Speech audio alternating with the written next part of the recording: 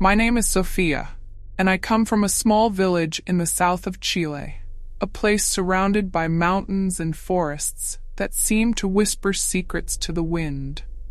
Although I now live in the city, as a child, I spent my summers at my grandmother's house, nestled by a lake that the elders of the town claimed was cursed. It all began one winter afternoon, when the fog fell thick like a shroud. My grandmother was making hot chocolate in the kitchen, and driven by a mix of curiosity and nostalgia, I decided to go out and explore. I walked along the path of crisp leaves, the damp air clinging to me, the silence broken only by my footsteps. When I reached the lake, I saw something that made the chills seep deep into my bones. A human figure on the opposite shore. The figure didn't move, but its presence was unmistakably real. It raised a hand in a mechanical wave, its fingers twisted unnaturally. A shiver ran down my spine, and in the blink of an eye, the figure vanished into the fog. That night, sleep eluded me.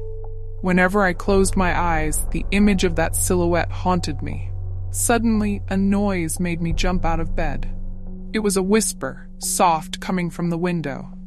As I approached, I saw the fog gathering, pressing as if something invisible wanted to come in.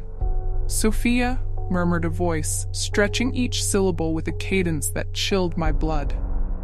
The dense, dark fog began to form a shadow against the glass, its empty, piercing eyes locked onto mine.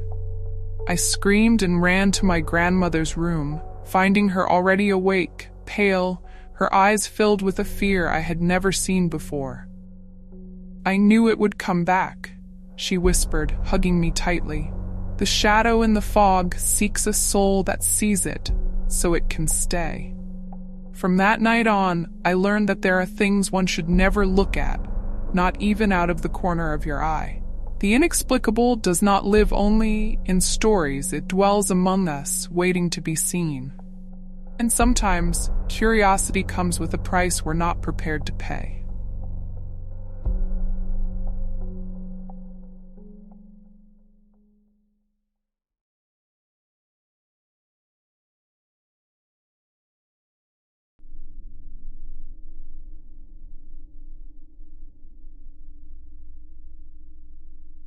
My name is Manu, and I grew up in a neighborhood where everyone knew the secrets of the old houses and the winding paths that led to the forest.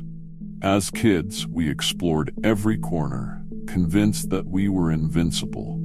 However, there was one place no one dared approach, the House of Seven Windows. No one knew its true story, but everyone spoke of lights that turned on by themselves and distant laughter that echoed through the night. One afternoon, driven by stubbornness and the need to prove myself, I decided to explore the house. I was 16 and believed the legends were just stories to scare children. When I mentioned it to my friends, Sergio nervously laughed. "Manu, you're crazy. My grandfather swears that those who enter never come back the same." That only fueled my desire. That night, armed with a flashlight and my phone, I approached the house. It was half hidden behind a thorny hedge, its walls covered in ivy, and its windows darkened by grime. A cold wind blew, and as I passed through the gate, I felt as though I crossed an invisible threshold. The creak of the door as it opened echoed in the dimness. A smell of rotting wood and dampness hit me as I entered. Shadows stretched across the corners, dancing with the beam of my flashlight. I moved slowly, my steps creaking on the floorboards, and a faint murmur seemed to emanate from somewhere deep within. I stopped, straining my ears. "Hello?" My voice sounded weak, but no one responded. I explored each room on the first floor, finding furniture covered in blankets, portraits with blurred faces, and broken mirrors. Unease began to creep into my chest. When I reached the stairs leading to the second floor, I noticed one of the doors at the far end was slightly ajar, and a bluish light flickered from inside. I hesitated for a moment, but my curiosity was stronger. I ascended cautiously, and pushed the door open. The room was empty, except for a full-length mirror in the center. Its surface, instead of reflecting my image, displayed a dark, foggy landscape, as if it were a window to another place. I approached, fascinated. As I extended my hand to touch it, I heard a sharp noise behind me. I turned, and the door slammed shut on its own. The cold wrapped around me, and a low, eerie laugh echoed through the room. I looked back at the mirror and saw my reflection, but with a terrifying detail. Behind me, a dark figure with ember-like eyes appeared, staring at me. I tried to move, but my legs refused to obey. The figure in the mirror extended a hand, and I felt a cold touch on the back of my neck. A whisper came from the darkness. "Those who look belong." I screamed, and in a pure instinctive act, I threw my flashlight at the mirror. The glass shattered into 1,000 pieces, and the room filled with a sharp scream that forced me to cover my ears. Everything plunged into silence, except for my frantic breathing. When I dared to open my eyes, the bluish light had vanished. The door slammed open, and without thinking, I ran. I rushed down the stairs and out of the house, not looking back until I was safely on the street. The first light of dawn peeked through, but the cold I felt that night never left me. Since then, I've avoided the House of Seven Windows. The murmurs and laughter still haunt me in my dreams, and sometimes when I look in a mirror, I think I see red eyes watching me from some dark corner. I had learned the hard way that the supernatural is not something to be played with. Curiosity had led me to a threshold I should never have crossed.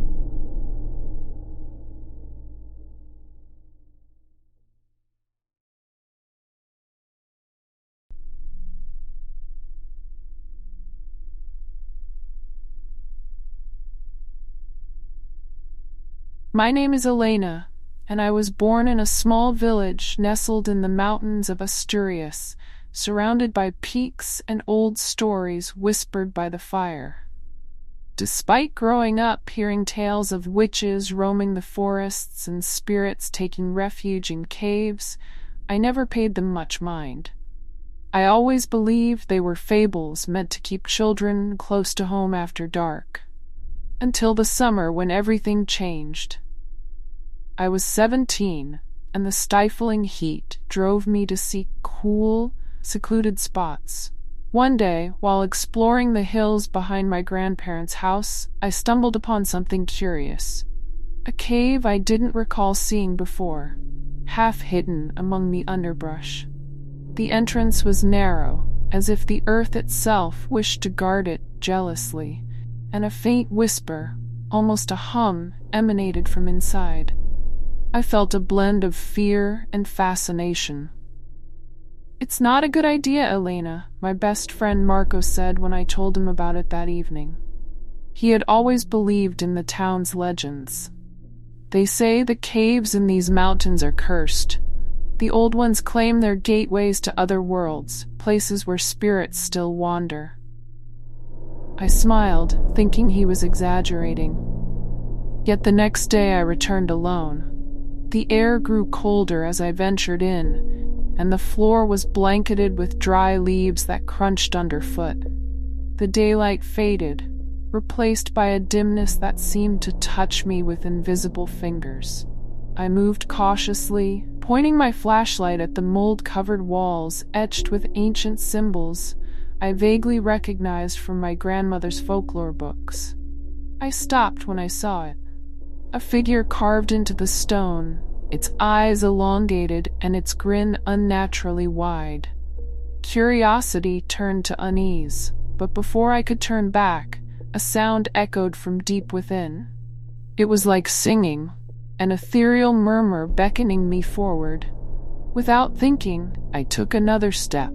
The flashlight flickered, and for an instant, darkness enveloped me. I felt a cold breath on my neck and a whisper that spoke my name, drawing out each syllable as if savoring the sound. I spun around, my heart pounding, but nothing was there. Yet the cave had changed. The passage to the exit was gone. Panic took hold, and I ran in the opposite direction, seeking an escape that didn't exist. I stumbled into a wider chamber, tripping over something. As I fell, the flashlight rolled away and died. In the blackness, a dim, bluish light began to glow on the walls, illuminating figures that moved slowly, like dancing shadows. Their eyes, all fixed on me, seemed to know me. A deep voice resonated in the chamber. "Your curiosity has broken the veil, little Elena. Now you belong to us." A shiver coursed through me. I couldn't move or tear my gaze away from those glowing eyes. Fighting against the terror, I managed to switch the flashlight back on. The artificial light scattered the shadows, and for a moment there was silence. I seized that moment and ran back the way I thought I'd come. The figures screamed, and the murmur rose into a wail that chased me. Somehow, I tumbled out of the cave, collapsing into the underbrush. The waning daylight wrapped around me like a warm embrace, but the sense that something had followed me never left. From that afternoon, I was never the same. I felt eyes watching at night, and whispers barely audible spoke my name.